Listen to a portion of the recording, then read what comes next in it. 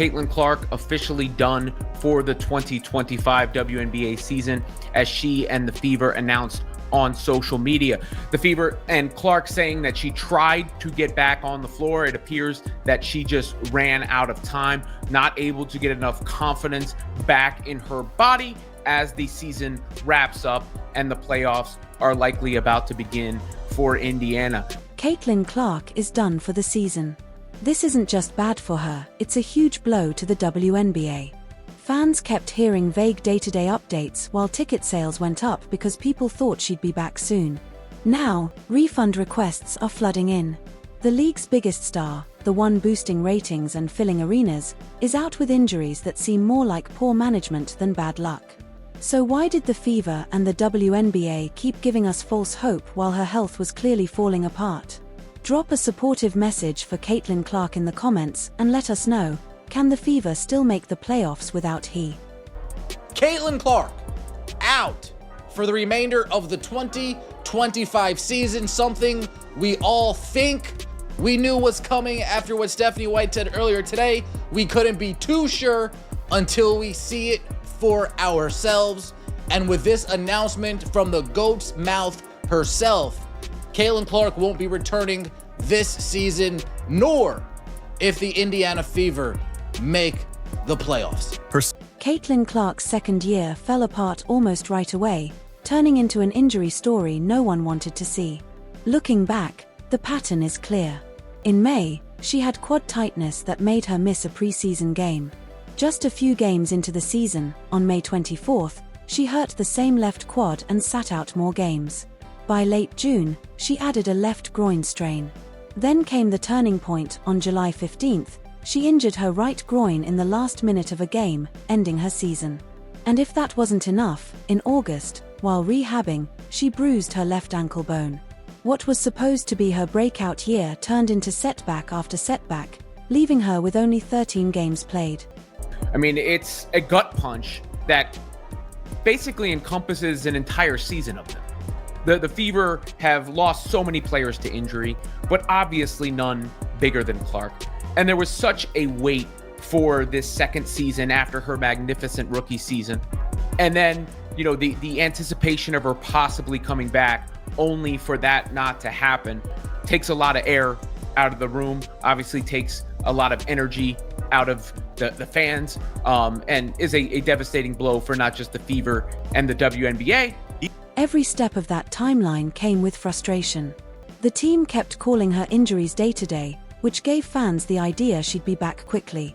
That wording kept hope and ticket sales alive. But the truth was different. When she came back from the quad strain, she wasn't the same. Her minutes were limited, her play dropped off, and she looked like someone trying to push through without being fully healthy. People noticed. Reporters and fans started asking if she was being rushed back.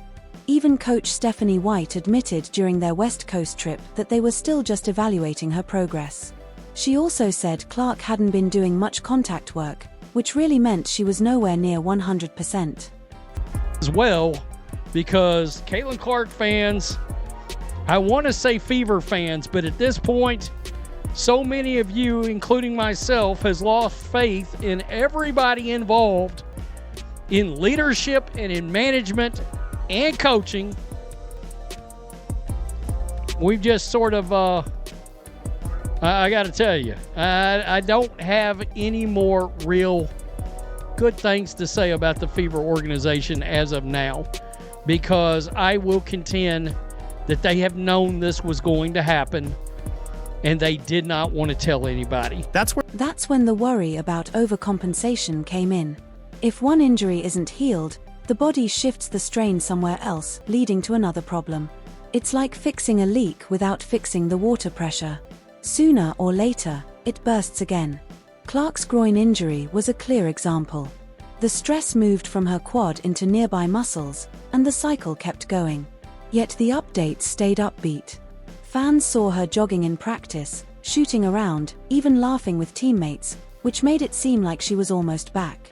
Local media repeated the team's positive spin. But specialists know quad and groin injuries don't heal quickly, and fast returns rarely last.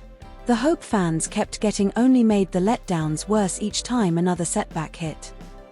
Clark, a two-time All-Star and the 2024 WNBA Rookie of the Year, has been sidelined suffering a right groin injury during the Fever's 87-77 win over the Connecticut Sun on July 15th. If you guys remember that game, Caitlin Clark put the team on her back in the winding minutes to give the Indiana Fever that lead. Clark also suffered a bone bruise at a later date during her recovery process. Everything fell apart on July 15th. In the last minute of a game, Clark went down with a groin injury on her right side, and that ended her season. Looking back, it was clear she had spent months fighting through rehab and rushed returns without ever fully recovering. Then came the ankle bruise during rehab, which felt like insult on top of injury and showed just how fragile things had become. By then, fans stopped trusting the upbeat updates and realized she had been pushing through a broken season from the start. Caitlin has worked so hard throughout this time, doing everything possible to recover and return to the court, but ultimately, time is not on our side, said Indiana Fever COO and GM Amber Cox. While we will continue working with Caitlin and provide her with every resource we have available, there is not enough time left in our season for her to safely return, and her long-term health and well-being remains our top priority. We are looking forward to having her back at full strength to start the 2026 season. Clark appeared in 13 games during the regular season, averaging 16.5 points, 8.8 assists, and 5 rebounds per game, while helping lead the team to the 2025 WNBA Commissioner's Cup title. Clark's own words erased any doubt. She said she spent every single day in the gym trying to come back, and when asked how she felt, she admitted, "Disappointed isn't a big enough word." That honesty hit harder than anything the team had said. While the public was led to believe she was almost fine, Clark had been fighting non-stop just to save her season. In the end, the reality was clear. One injury after another piled up, forced her off the court, and left the Fever without the player who had single-handedly boosted the league's spotlight. Caitlin wrote, "I had hoped to share a better update, but I will not be returning to play this season. I spent hours in the gym every day with the singular goal of getting back out there. Disappointed isn't a big enough word to describe how I am feeling. I want to thank everyone who had my back through all the uncertainty. This has been incredibly frustrating, but even in the bad, there is good. The way fans continue to show up for me in the Fever brought me so much joy and important perspective. I'm so proud of how this team has only gotten stronger through the adversity this year. Now it's time to close out the season and claim our spot in the playoffs." There was another layer too. As Clark kept getting hurt, people noticed how much contact she took every game. The league pushed her as the new face of women's basketball, but her body was breaking down under non-stop hits. Fans started asking the tougher question: if she was dealing with so many injuries, why wasn't anyone protecting her on the court? That shifted the frustration from her injuries to how referees handled her and how little help she got. From there, it grew into something bigger, a debate about the way Caitlin Clark was officiated and how the league chose to handle its biggest star. In the end, it became a story of constant bullying on the floor, referees under fire, and the WNBA's risky gamble with its golden goose. Well, it all started last year, in her rookie season, where she received 20% of all the flagrant fouls in the league. And most of them came from Angel Reese in the Chicago Sky. And these weren't basketball plays. They were not only fouling her, but they were getting up, laughing about it, laughing about Caitlin Clark getting assaulted. Any other work environment, people go to jail for what's going on. Fans and media started noticing a troubling pattern. Clark kept taking big hits, but the refs weren't calling them. People argued the officiating never adjusted to protect a star player. Game after game on national TV, hard fouls went uncalled, and social media kept asking the same thing: why is the league's biggest star taking so much punishment without protection? Like, subscribe, and turn on all notifications so you never miss out. Click the video on the screen and we will see you in the next.